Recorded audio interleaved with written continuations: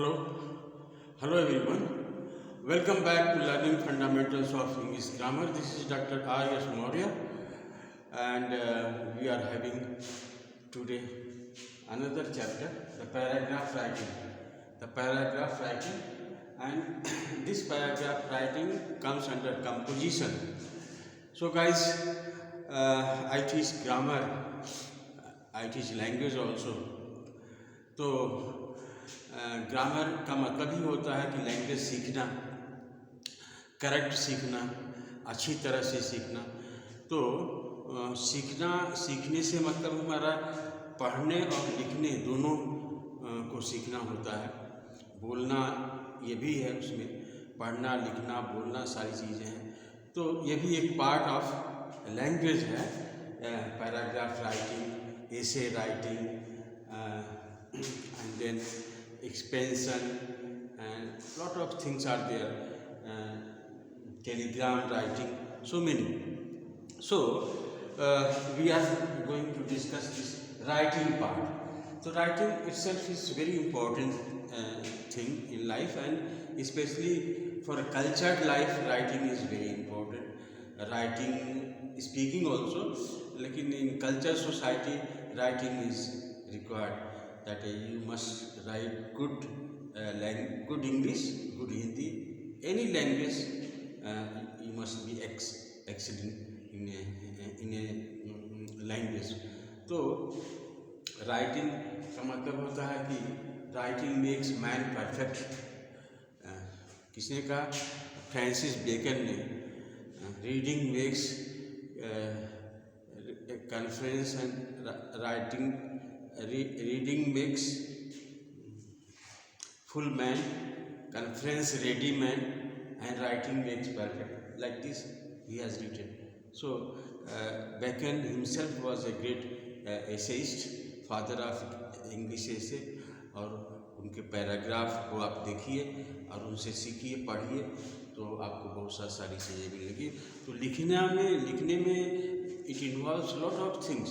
लिखने में पढ़ना इन्वॉल्व है, समझना इन्वॉल्व है, फिर उसको राइटिंग करना। तो लिखना एक बहुत बड़ी कला है। अगर आपको लिखना बहुत अच्छी तरह से आता है तो समझिए आप आधा एग्ज़ाम तो ऐसे ही हो आपको। यूपीएससी में जो लड़के टैलेंटेड होते हैं लिखने, आधे लड़के तो इसी तरह के होते हैं। यूपीएससी के टैलेंटेड लड़के जो एक्सपोज नहीं करते लेकिन लिखने में उनका कोई जोड़ नहीं, ऐसे लड़के कम्पीट कर जाते हैं। तो लिखना एक बहुत बड़ी, राइटिंग इज़ ग्रेट पावर। आप इसको मामूली में नहीं लीजिए, सीखिए। तो हम आज आपको बताएंगे कि राइटिंग स्किल क्या है। तो paragraph writing is an attempt to explain और substantiate ideas. Explain idea or sustain idea. Explain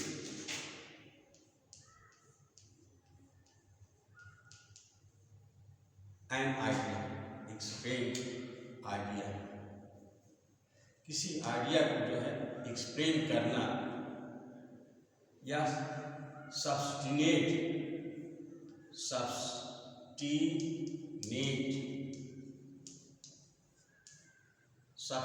idea, किसी को एक्सप्लेन करना या सब्सटिनेट आइडिया को हम क्या बोलते हैं? पैराग्राफ राइटिंग कहते हैं।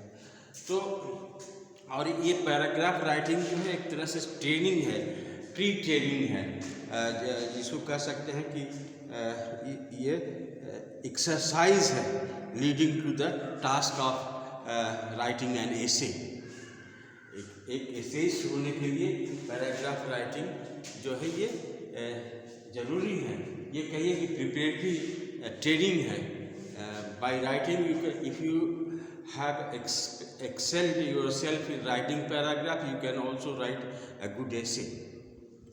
तो ऐसे लिखना, पैराग्राफ राइटिंग लिखना, एक्सपेंशन लिखना, प्रेसिस लिखना, कम्प्रिहेंशन लिखना, ये सब ये भी बहुत बड़ी कला है।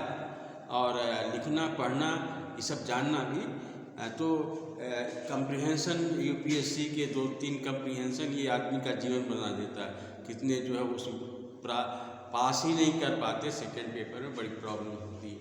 तो इसलिए इसको समझिए, अच्छा से समझिए, कोई छोटी मोटी बात नहीं है। तो ये हमने बता दिया कि आइडिया है, ये अटेम्प्ट टू एक पैराग्राफ जो होता है, पैराग्राफ किसी भी लेंथ का हो सकता है, होता है कितनी किसी लेंथ का, जैसे पैराग्राफ कितनी लेंथ का हो सकता है, कोई लिमिट नहीं है, लेकिन माना जाता है कि पैराग्राफ अगर है तो ये 100 वर्ड्स का होना चाहिए और 8-9 लाइन का होना चाहिए, 100 वर्ड्स का होना चाहिए, 100 वर्ड्स का एक पैराग्राफ होगा।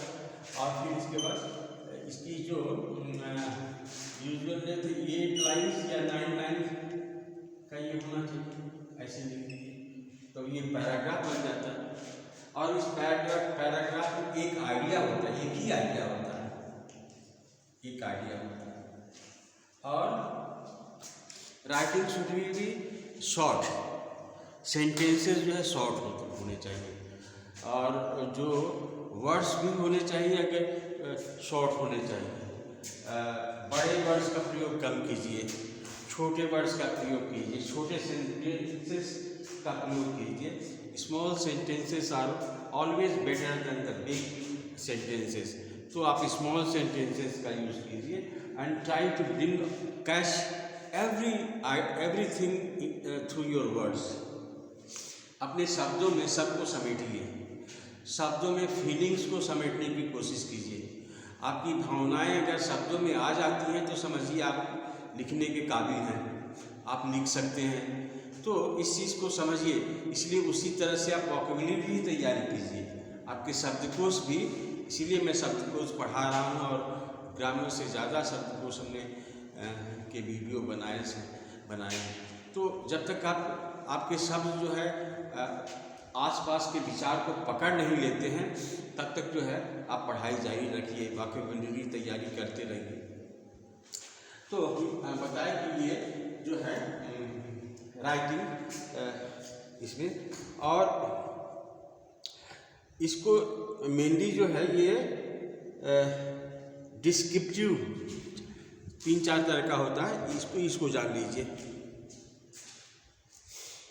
एक होता है डिस्क्रिप्टिव टाइप का, जिसमें डिस्क्राइब किया जाता है, डिस्क्रिप्टिव ये आता है रेलवे वगैरह में लिखने की, जहाँ डिस्क्रिप्टिव होती है। नैरेटिव होता है, नैरेटिव पैराग्राफ, जैसे नैरेटिव।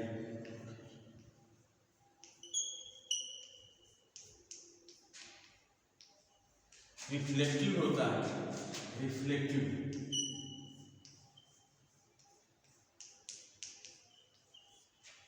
तो ये सब पैराग्राफ लिखने के तरीके हैं। रिफ्लेक्टिव होता है और आर्गुमेंटेटिव होता है, जिसे आर्गुमेंटेटिव,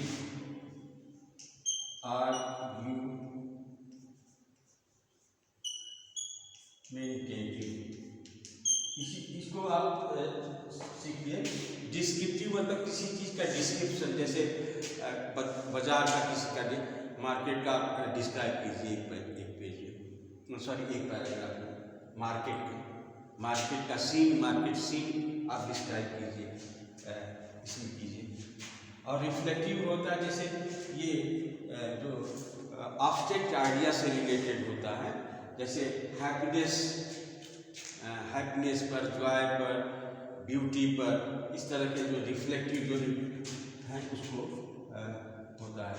आर्गुमेंटेटिव मतलब वाद विवाद से करते हुए जो पैराग्राफ बनता है उसमें आर्गुमेंटेटिव होता है, लेकिन इसमें जो मेन आइडिया होता है वो सेम होता है। जैसे डिस्क्रिप्टिव का मतलब, अब जैसे आइडिया कोई आपने मार्केट प्लेस है, बिजी मार्केट प्लेस, अब बिजी मार्केट प्लेस को you are describing, how many shops are there, how many people are there, how it is very crowded, how the people are rushing towards some certain shops to buy things. तो you can now describe, आप उसको describe कर सकते हैं, उसको कहेंगे descriptive. Narrative में है, जैसे कोई कहानी बताना है कि चूहा बहुत से जातक कहानियाँ हैं, बहुत से कहानियों का आप उसमें करके आप जो है इसको समझा सकते हैं, एक पैराग्राफ बना सकते हैं। रिफ्लेक्टिव में जैसे टाइम इज मनी, इसको टाइम इज मनी, तो कैसे टाइम मनी है आप उसको लिखिए। आर्गुमेंटेटिव का मतलब होता कोई बात विवाद कर रहा है उस पर है, कोई जैसे लिखना है, जैसे इज क्या compulsory, is poetry compulsory, is poetry, या is poetry compulsory, is poetry made compulsory for every student, compulsory for every, compulsory to every student, is poetry made compulsory to every student. ऐसे कोई एक कोई arguments दे सकते, जैसे कि death sentence दिया जाना चाहिए कि नहीं, is there be death punishment, तो आप इस पर कुछ आर्गूमेंट कर सकते हो, आप इस पर लिख भी सकते हो। तो इस तरह से ये होता है, 4 तरह के होते हैं, descriptive, narrative, reflective and argumentative. अब आपको एक एक करके बता देते हैं, एग्जाम्पल भी देते हैं, जैसे कि ये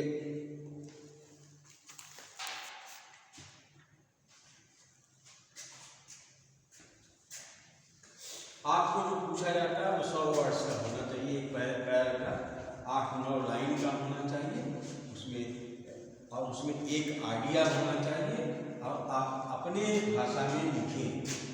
ये बड़ी चीज़ है, पूरी हिंदुस्तान की ये प्रॉब्लम है। If it is said that right in your own words, तो वो उसका मतलब होता है किताब से लिखना, 10-20 किताब से नकल देख कर लिखना।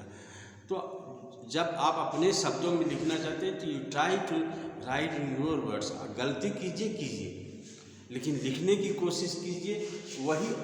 वही अटेम्प्ट को ही कंपोजिशन कहा जाता है, उसी को पैराग्राफ कहा जाता है। If you attempt with purpose to expand idea, to substance idea, it is called paragraph writing। तो अटेम्प्ट है, ऐसे भी क्या है, अटेम्प्ट है। तो अटेम्प्ट करना सीखिए और अपने आप कंपोजिशन में आप महारत हासिल कीजिएगा। तो जैसे ये seen in hospital, seen in hospital, जैसे a scene, a scene in the marketplace,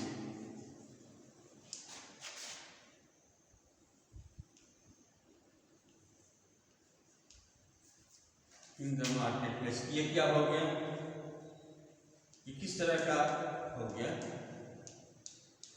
paragraph, ये डिस्क्रिप्टिव हो गया, इसको बोलेंगे डिस्क्रिप्टिव। इसमें डिस्क्राइब किया जाता है, डिस्क्राइब, इसको डिस्क्रिप्टिव बोलेंगे, डिस्क्रिप्टिव। और दूसरा अगर ये लिखें कि टाइम इज मनी,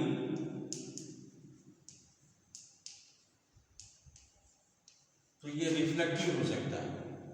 ये जो है समय धन है, ये कैसा होगा, reflective, reflective.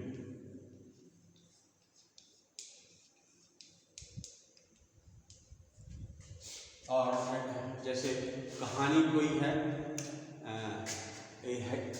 Hair and crocodile, नहीं क्रोकोडाइल मंकी का कहानी है, तो वो नरेटिव होगा, monkey.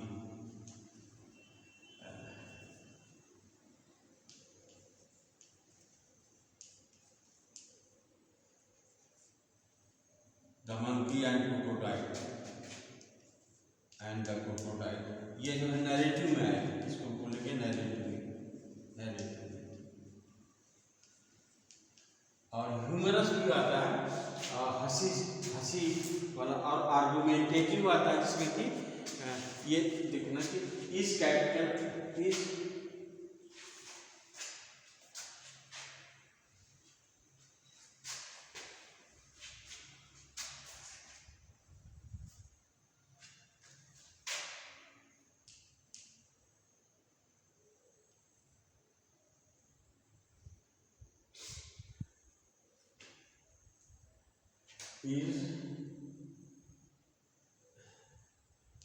is the capital punishment just? Is the capital punishment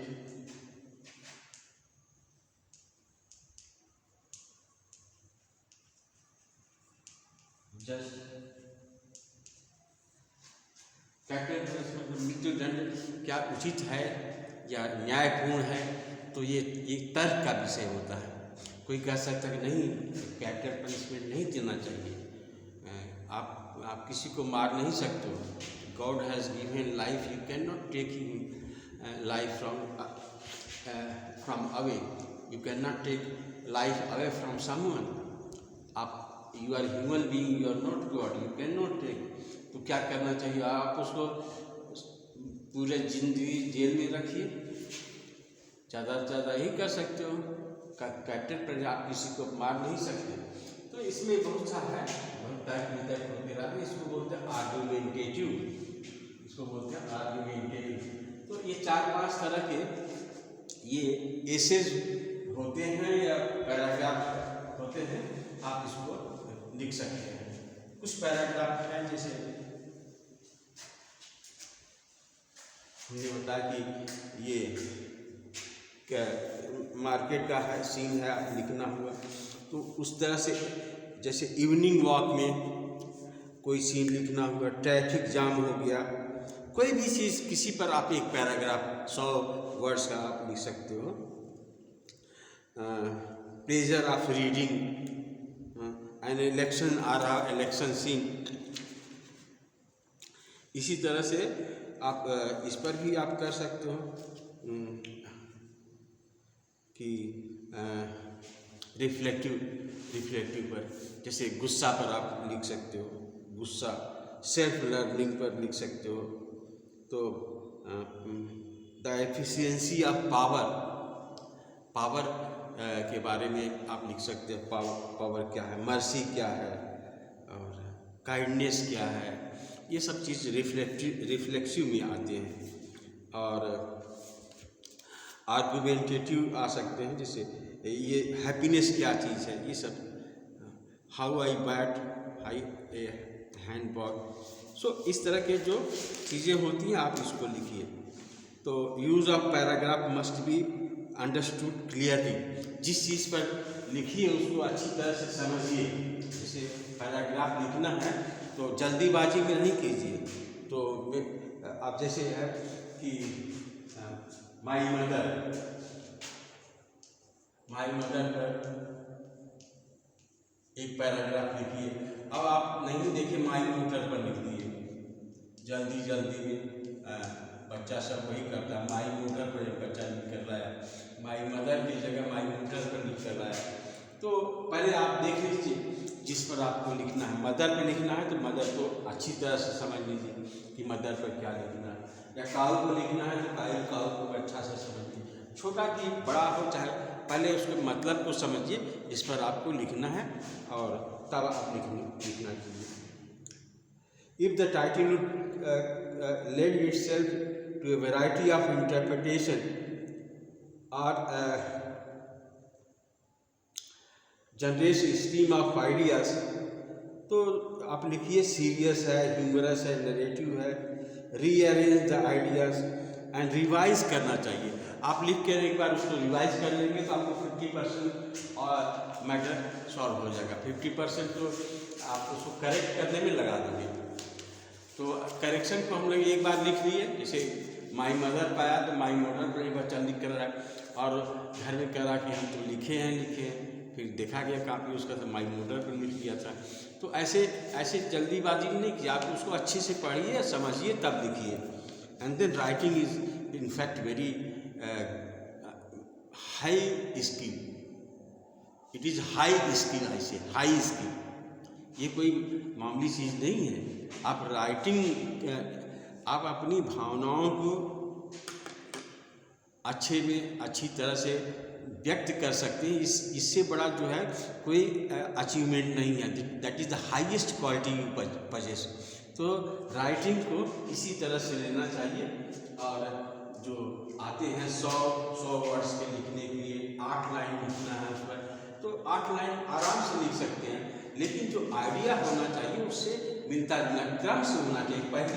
पहला चीज़ पहले जगह होना चाहिए, दूसरा चीज़ दूसरे जगह, तीसरे जगह।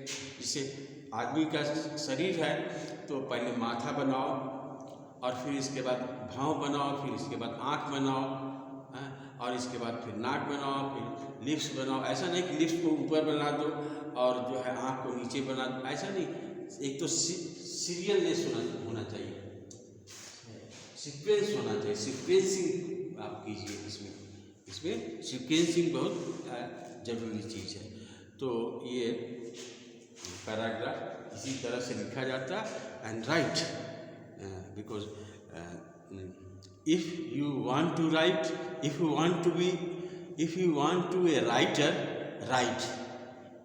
Epictetus ने कहा है, ग्रीक का Epictetus ने कहा, if you want to be a writer, write. अगर आप लेखक बनना चाहते हैं तो लिखें, अगर आप वक्ता बनना चाहते हैं तो बोलें। तो इसमें कोई चीज़ नहीं, लिखने और बोलने से आप कोई नहीं रोकता, आप कीजिए, और that is in your hand, आपके हाथ में है, आप कर सकते हो, यू कैन डू। तो दैट्स ऑल फॉर टुडे। और हम आपको फिर इसी तरह से किसी न किसी चीज़ पर मोटिवेशन के तौर पर हम आते रहेंगे। Thank you.